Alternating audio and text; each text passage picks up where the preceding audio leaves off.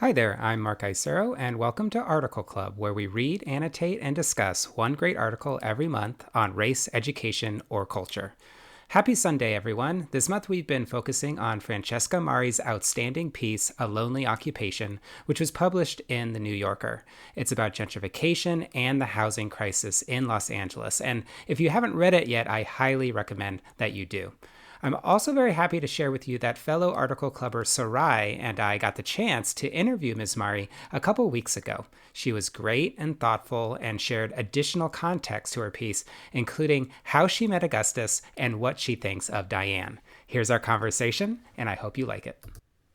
Well, first of all, thank you so much for your article, and also thank you so much for being on Article Club. Thanks for having me. You write about inequality, abuses of power, and housing, and just wanted to get a sense of how did you get into housing specifically? So I'm from the San Francisco Bay Area originally, and then I was born in San Francisco and moved south of the city to a little town called El Granada when I was 4 and kind of grew up there and went to school in San Francisco and then went to the East Coast for college. And then I bopped around the East Coast and then was in Austin for several years. And I didn't return to San Francisco until 2016 to work at a magazine called the California Sunday Magazine.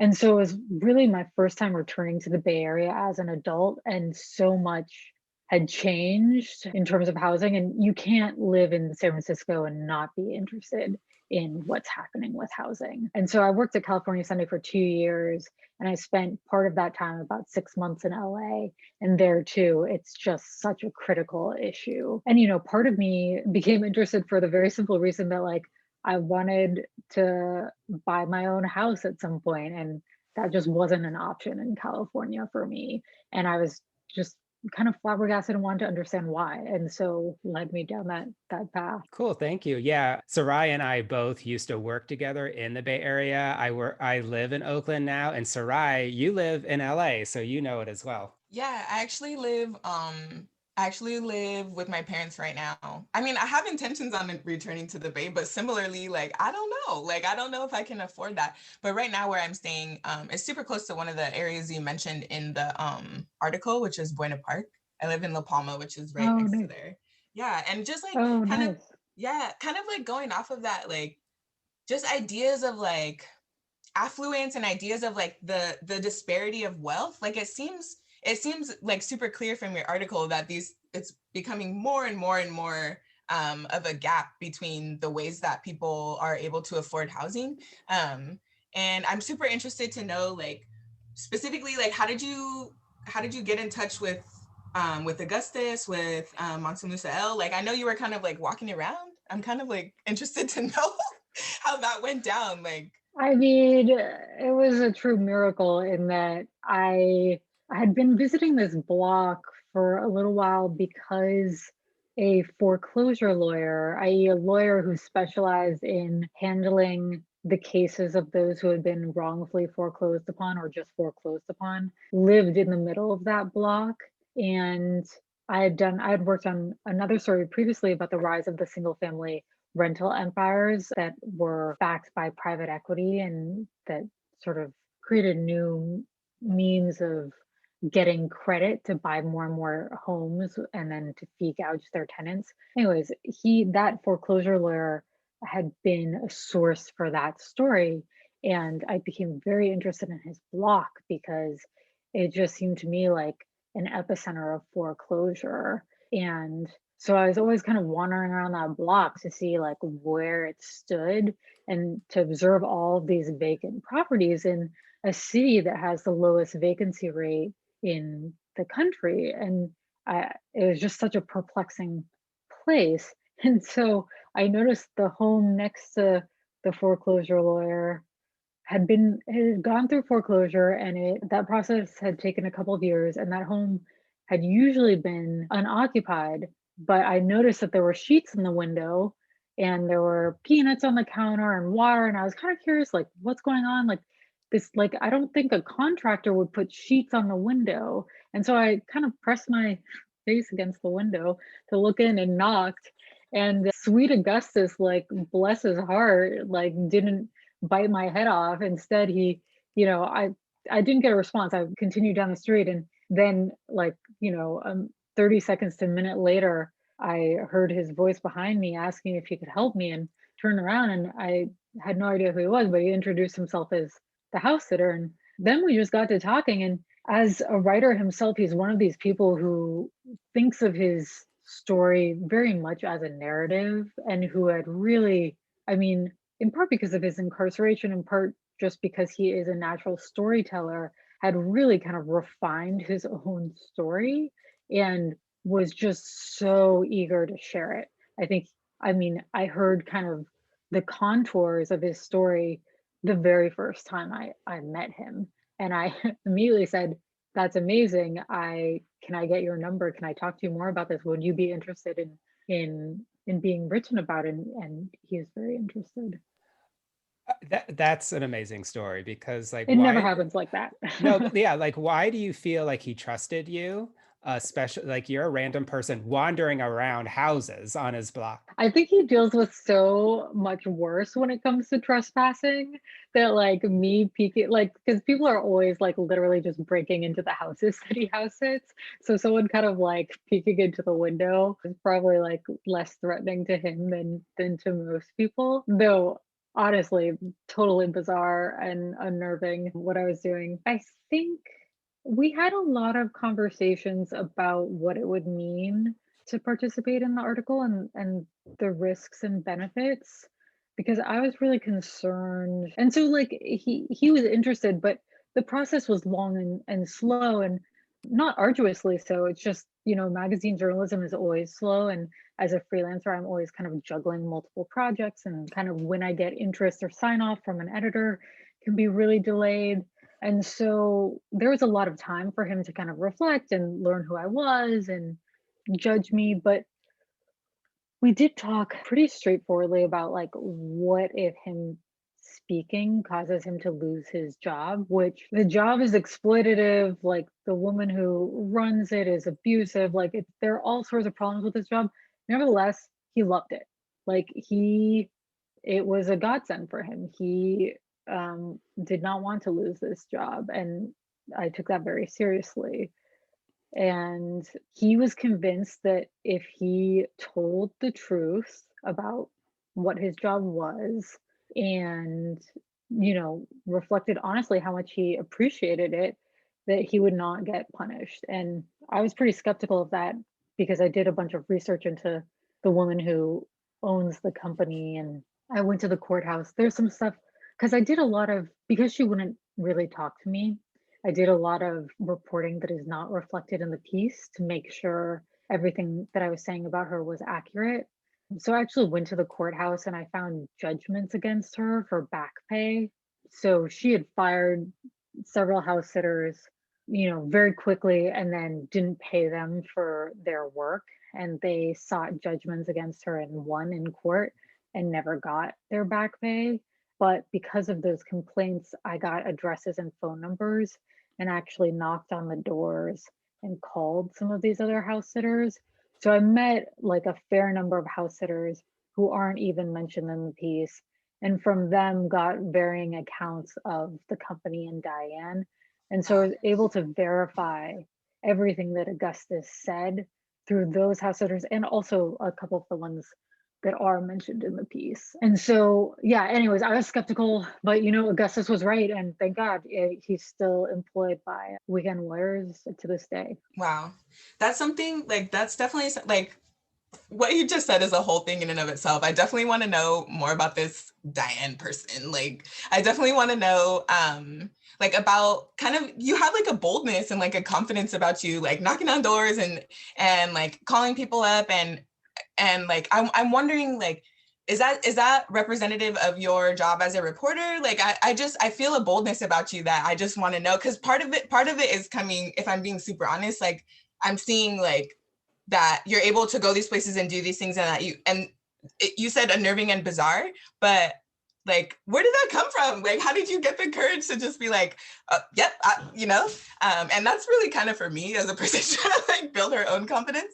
But it seems like the story, you were willing to kind of go places and do things that could have been potentially, you know, like you said, you wanted to verify everything about Diane just in case or whatever. Like, where is that coming from? Where is this boldness as a reporter? Is it as a, you know, have you been doing it for a long time? Does presenting as a white person help? Like, what's going on? Yeah, I won't diminish the fact that probably presenting as a white person or being white probably helps, which is complicated. I think it also probably doesn't help in certain situations, but in terms of like taking risks in certain communities or like legal risks, it probably helps. But it's not at all inherent to my nature to be bold or courageous. It's honestly a muscle that I had to develop. And it was just because I'm so curious about the world and I love my job and I love reporting. I love listening to people and learning things. I hate imposing on people. I hate picking up the phone and making a cold call. Like to this day, I still have to pump myself up for that. I like don't love going to a courthouse. It's kind of a nuisance, but then once I'm there, I'm really into it, you know? So like a lot of the stuff, I mean, I've been doing it for more than 10 years now. And I mean, the first 5 years were miserable. Like I would be so nervous on a phone call, I would be quaking. But, you know, once you do it enough, you become quite comfortable with it. So, I mean, that's kind of the reassuring thing is that I do think that like anyone who's interested can teach themselves to get over it and to just go forth. Yeah. One thing that I noticed also is just your keen ability to notice and to listen. And just that scene with Augustus and his room and the diploma and the other pieces, the other details that you chose for your piece, it just really showed also your compassion and a way for you to get to know Augustus. Why do you think Augustus is the way that he is, even to the end of the piece where he's still hopeful? Yeah. Well, thanks for the compliment. I do feel like I'm not the smartest reporter in the room, but I might be not the most patient, but I'm extremely patient. Like I pick stories where I enjoy spending time with people, and my method of reporting is literally just to be totally receptive and to just hang out and be my awkward self. Like I think about the questions that I'm seeking, but I really just follow where the conversation is going and follow what's interesting to me. And I trust my gut a lot. I guess this is so interesting because he's so wonderful and a great writer and very kind and compassionate. At the same time, sometimes he's a little scheming or mischievous. Sometimes you want to shake him because his sense of reality is so rose colored. And I don't know what makes him who he is. I think it's just integral to who he is. Like this was what kind of came between him and his wife. When she first met him, she was so young and she really admired kind of like his interest and commitment to poetry. But as they had children and bills and so on, and he was still kind of living that dream, she kind of matured and outgrew him is how she explained it. And one of Augustus's best friends, Derek Stevens, who committed the bank robbery with him, who's actually a mastermind behind the bank robbery and was a fugitive and served very little time relative to Augustus, who served 7 years, was trying to brainstorm ways that Augustus could use his poetry to make money. And one of his ideas was black holiday cards with like one little line of poetry. And Stevens was super excited about this idea, offered to give Augustus his printer, all the help he needed. And Augustus was kind of interested, but like Augustus is a dreamer and a purist, and he believes that he will be a star through his poetry alone. And that's his goal and that's his dream. And kind of everything else is just a distraction. Like I don't think he ever made those cards. Wow. It's like thinking about all of the things that he's done, like thinking about all the different things that he was involved in, it read for me that his like optimism is kind of, you know, something, and like having dealt with this a little bit myself is like, we gotta find a way to keep going. There just keeps things keep happening and things keep occurring. It seems like he, you know, all the ideas he had, like his poetry venue fell to the cribs, you know, he wasn't supported in his other efforts, you know, and so this sustaining thing of poetry, it seems to be kind of like a set of armor. And one of the things I was talking to Mark about is like, had he been supported or had he been had there been institutional supports for him as opposed to institutional barriers, I feel like the purist in him and the dreamer in him, that's like, those are visionary qualities. Those are like idealists, you know, those are things that the world needs. And so one of the things that was super interesting to just understand about him is that even though he's aware of the exploitation, like what he's doing affords him the time to do, it seems, what he needs to do. And that, you know, sometimes it's super easy for me to be like, oh my God, you're being exploited, or oh my God, you don't have to put up with this. But reading this, I really had to take a step back and say, you know, because Mansa Musa El had kind of a different approach to it. He was still working, but he had kind of a different mentality. And that I think happens for folks, even though we may be marginalized, for folks with privileges that he didn't have. Like, it's easy for us to say, you're being exploited, you should leave, or you're being exploited, as opposed to maybe going for Diane or going for Westwood directly. Like, it's easy for us to blame the people that are being exploited for their decision making, right? As opposed to kind of seeing who pulls the strings. And I wonder, both with Diane and the Westwood companies, I wonder like what you think their narrative is. I know you said you did some research on Diane and was able, like, does she think she's helping? Does she not care? Like, what's going on? Yeah.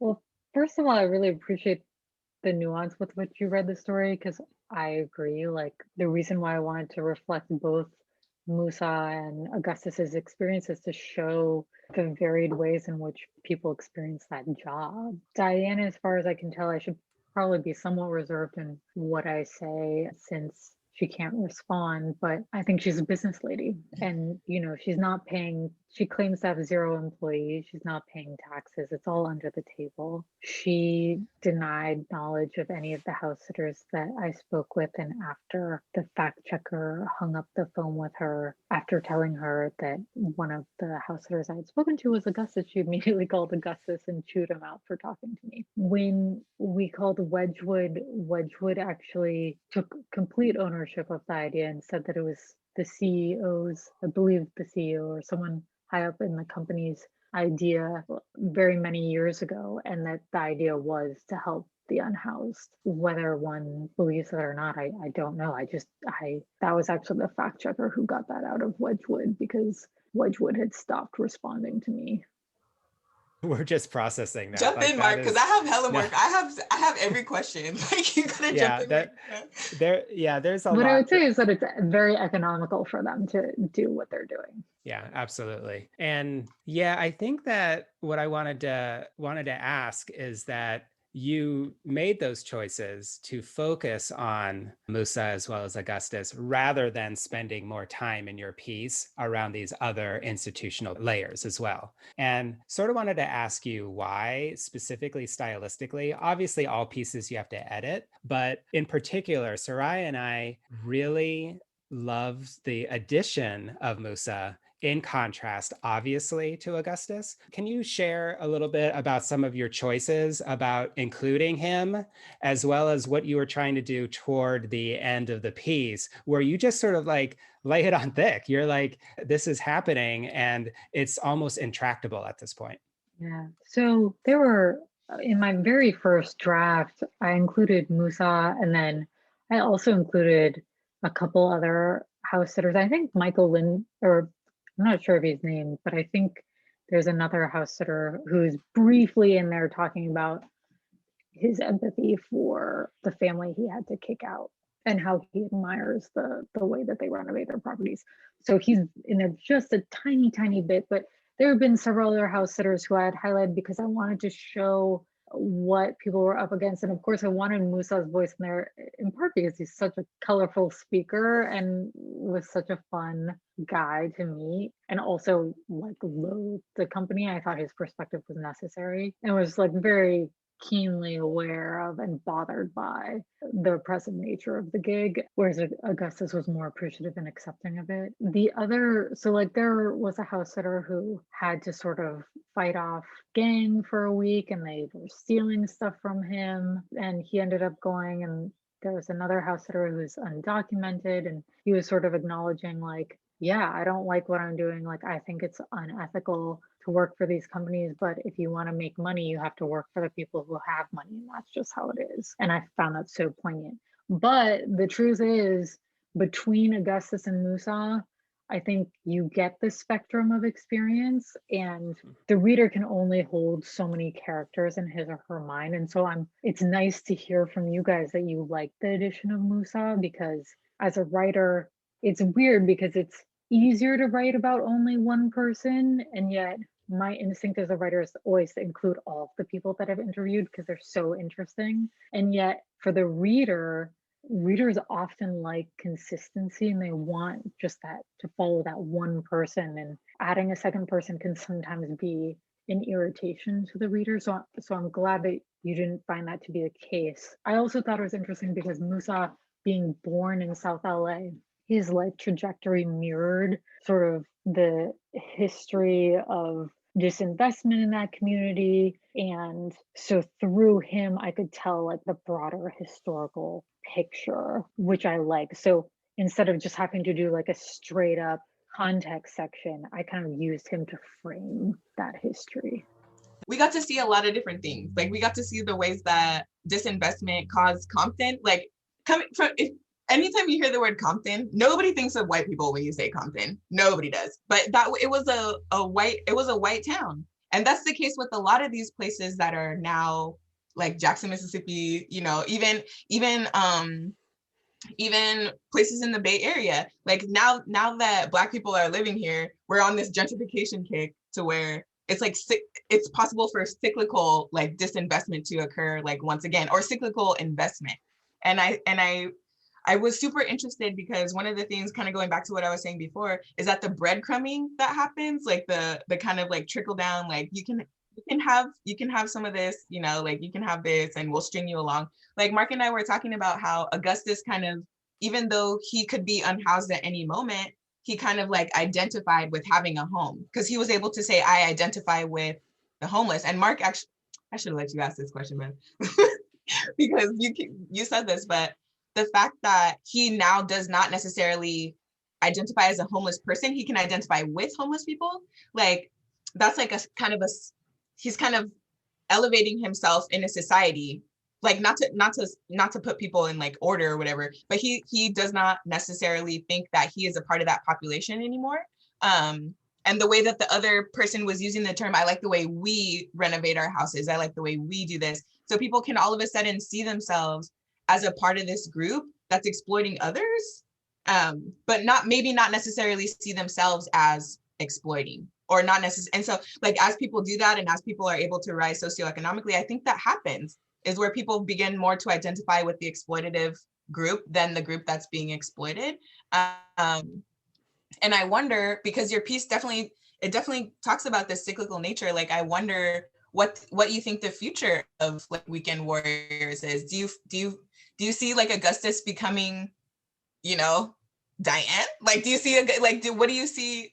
Am I making sense? Like Yeah, no, it's so perceptive of you guys have noticed the we like the way we renovate houses, that the use of that pronoun. And right, it's hard if you've ever like house sat a house for a while, or like occupied a space that's like in a position of power, like it's hard not to kind of like assume that space. Like I'm just thinking of like when I've house sat in LA for a friend who has a gorgeous, like in my mind, mansion. Maybe it's not actually a mansion, but a very large house. And after being there for several months, like I envisioned, like it felt like my house, even though it was not my house at all. Could never have that house. But likewise, like when like Augustus, he really always kind of thinks of these properties as his, and he takes a pride in them when they're nice. And so did Michael Lindsay.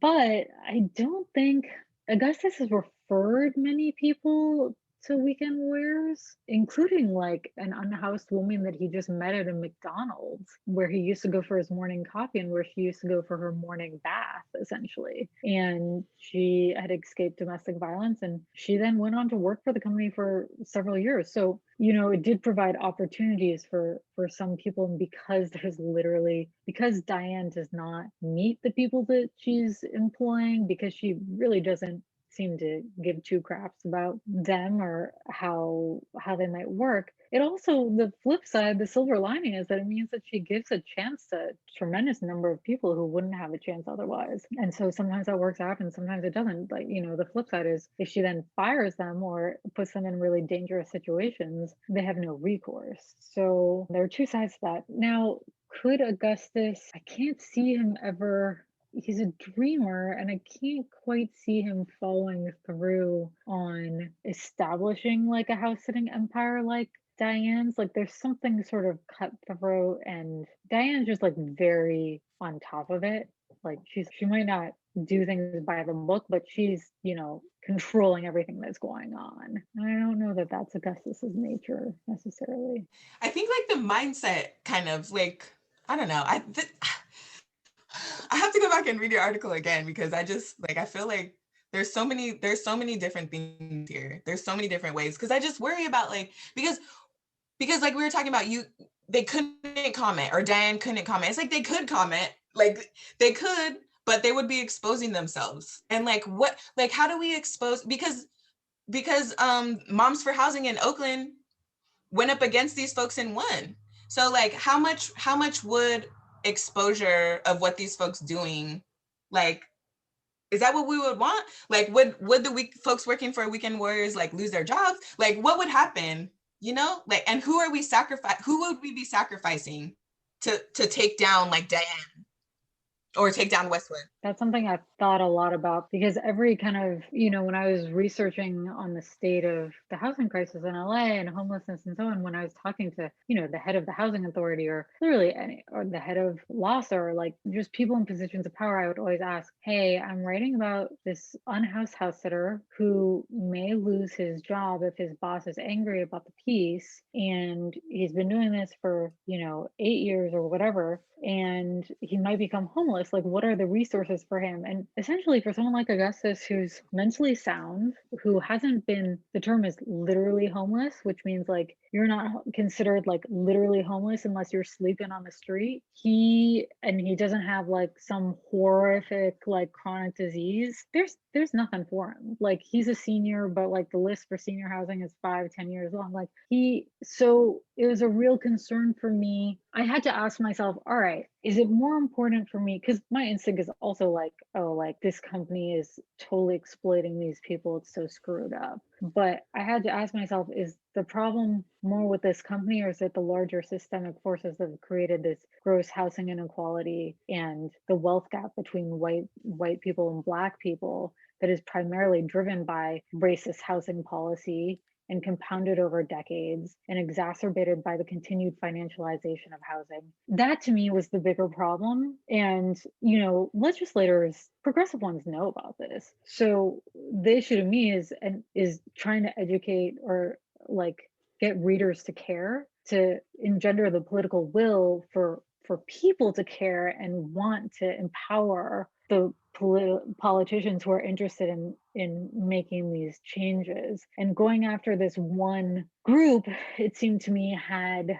it had as many risks as it had benefits to my mind, because Weekend Warriors isn't the problem so much as the sort of advantages in credit and tax advantages and so on given to these flipping companies or to LLCs or to private equity companies, and the way in which like our law favors corporations over individuals, and the ways in which we have not made sufficient amends for racist housing policy. And so where I landed with that, and that's why I didn't include some of this like more aggressive stuff against Weekend Warriors. I mean, honestly, part of it was literally wanting to protect the people who genuinely appreciated it, because the alternative was terrible. And that's depressing. It's depressing to me that there's no better alternative. But I mean, it also has to be said that for someone like Augustus, it's not only housing, it's a sense of purpose and pride. Like it gives him pride to know that he's a good house sitter. Thank you so much for that. I really appreciate your insight and thinking about that. And it sort of leads to maybe a last question, if that's okay, which is we're going to be meeting in a couple of weeks and enthusiastically talking about your article. and we go deep. We sort of like get into it, and it's quite exciting. And I think one thing that Sarai and I wanted to ask you is that piece about what do you want your reader to do? Do you have a message for us going into our discussion? What do you want us to be talking about, and what do you want us to be doing? Oh man, gosh, there's so much. I need to kind of collect my thoughts and organize them. One is that we need zoning reform. I really believe that, and this is sort of controversial among advocacy groups because some are just most invested in wanting to protect the most vulnerable. I totally get that. And I think we need to protect the most vulnerable. I also think that we critically need to build more and that the homelessness crisis is a direct result of the housing supply crisis. And until we increase building, and I mean both for-profit and nonprofit building, we're not gonna scratch the surface of homelessness.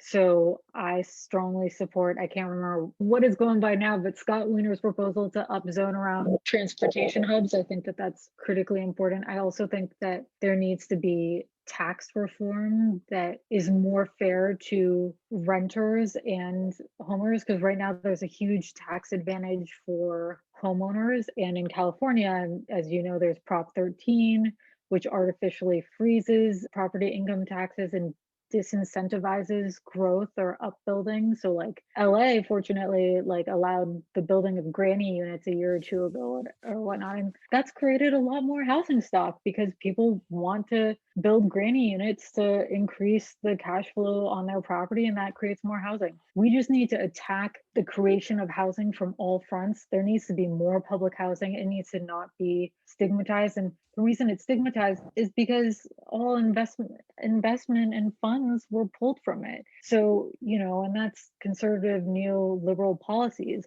But public housing initiated as housing for returning vets from World War II. There was such an influx of people.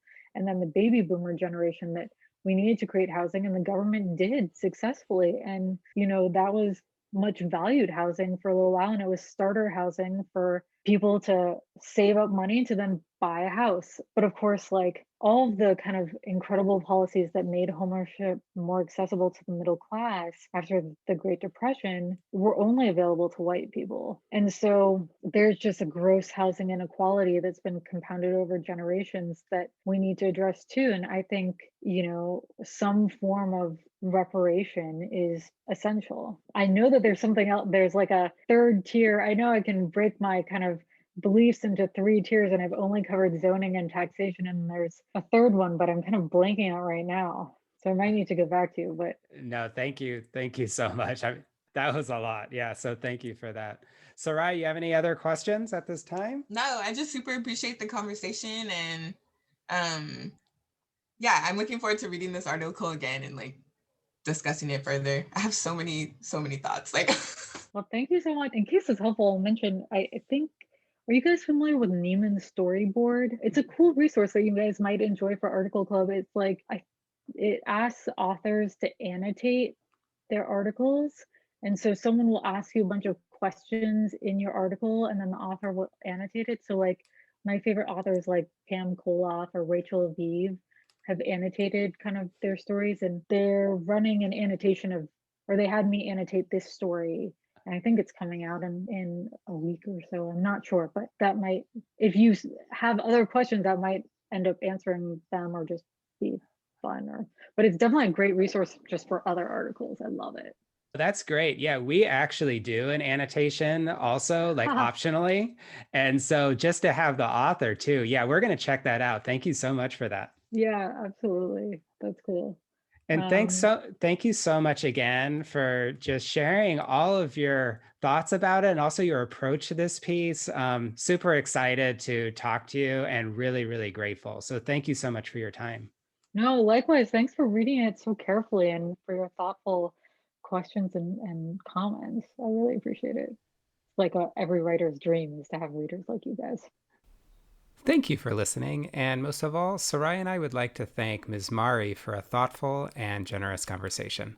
If you're new to Article Club and want to learn more, check out articleclub.org or email me at mark@highlighter.cc. Have a great week.